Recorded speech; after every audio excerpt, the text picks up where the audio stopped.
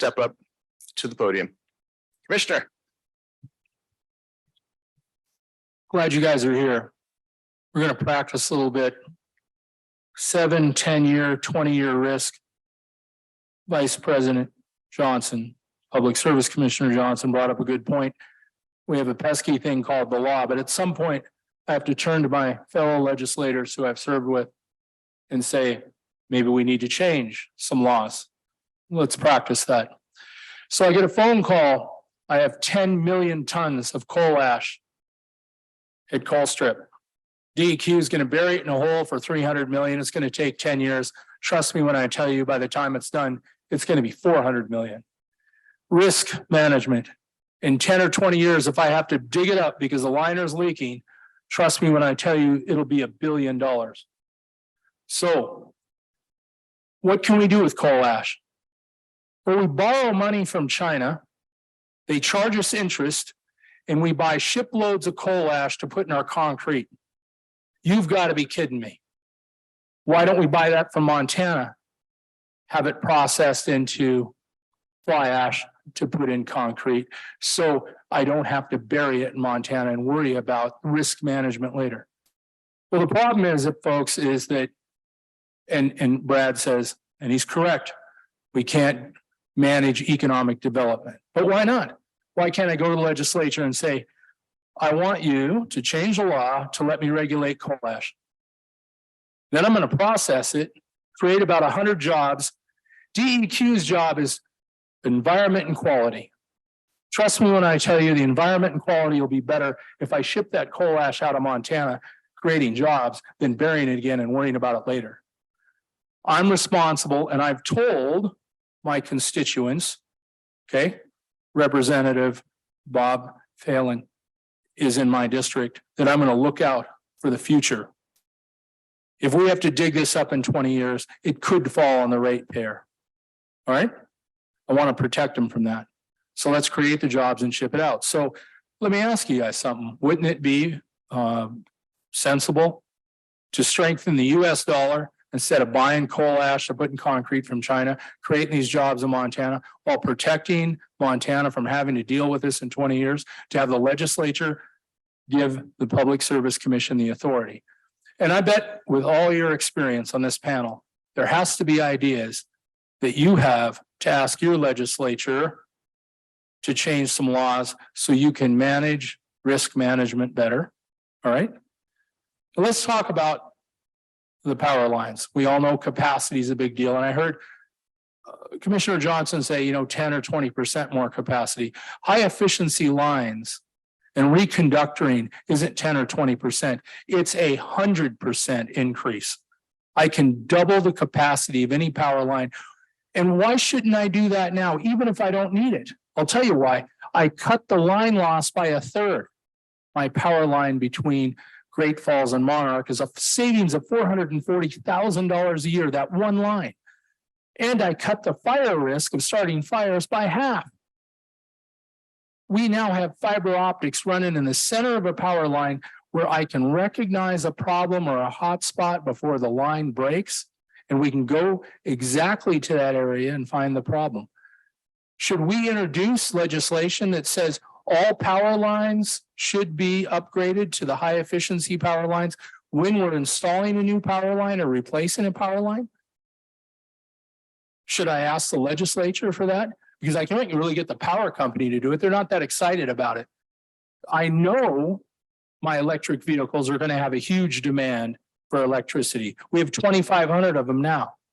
Every single car manufacturer is going to have electric cars available. They're going to stop production of the Dodge Challenger next year, and the only one you'll be able to get is electric.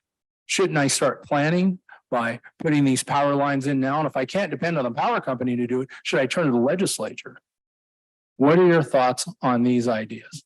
Thank you. Thanks, Commissioner. Any of the three of you, please. Yeah, Chris? I'll take a shot.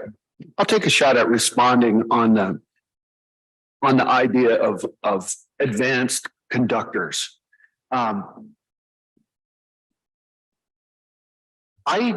personally don't think that it's necessary for the statutes of Wyoming or any other state to specify the use of a particular type of conductor. But what I do expect is that during the planning process or during the contested case process that is associated with any big construction project, when the utility asks for a certificate of public convenience and necessity to construct new facilities or do major rework, that our process will explore all reasonable technologies and approaches to these projects, and that the best one that's available at that time will end up being selected to do it. And if the utility hasn't planned it, they haven't done a good job planning, and they haven't maximized the usefulness of those rights of ways and those structures and the investment in the transmission, then either an intervening party or our staff or our commissioners will hopefully flush that out. And that fact that hasn't been done will become clear, and we will end up with a project that's approved, including the smartest way to do it. That comes along with watching out for the ratepayers' pocketbook. Thank you. Yeah. Eric? Well, it seems to me that if the rush to decarbonize under that layer of conversation you have when you talk about that, it's not just going to new generation. It seems to me that if you, and I don't know, I don't know about going to legislature. That's a tough. I haven't given any consideration to this until I just heard it today. However, I think that if you wish to decarbonize, it costs a lot of money to build wires. It costs a lot of money to build solar panels. It's a tremendous amount of carbons involved in all of those constructions. So maybe what we should do, if you want to decarbonize the country, maybe it is transmission lines first. Maybe you should eliminate line loss. It costs a lot of money for line loss. It's not just the new generation you're building. You're losing all that power. What's the benefit? If you can save that, and I don't know enough about this to really delve into it deeply, but I think that prior to me going to the legislature, I probably would contact my Office of Energy and see what the flavor was with the executive branch and see if there's a movement that could be done. I don't necessarily want to legislate power design. Because I think that's what's happening right now in DC. And I don't think it's healthy. I think it's created a mix mash of we're going to get there and we're going to get there fast. I don't care what happens on the way. We're just going to get there. But we're losing sight of all of the other things under the road. There's things that can be done that are probably more beneficial than I mean, we have a brand new 2,500 megawatt solar farm that's going in Idaho. And there's brand new transmission going down through Nevada for that. If there's this new way to reconductor those lines, why don't we do that? Why are we using the old system? I don't know. If you can avoid line loss, you're saving everybody money. The one thing I do think that concerns me about the prior question, though, I don't want to build transmission and we get caught into a stranded cost issue. You know, you can find new resources. Excuse me. And then you can strand costs with new transmission that you don't need.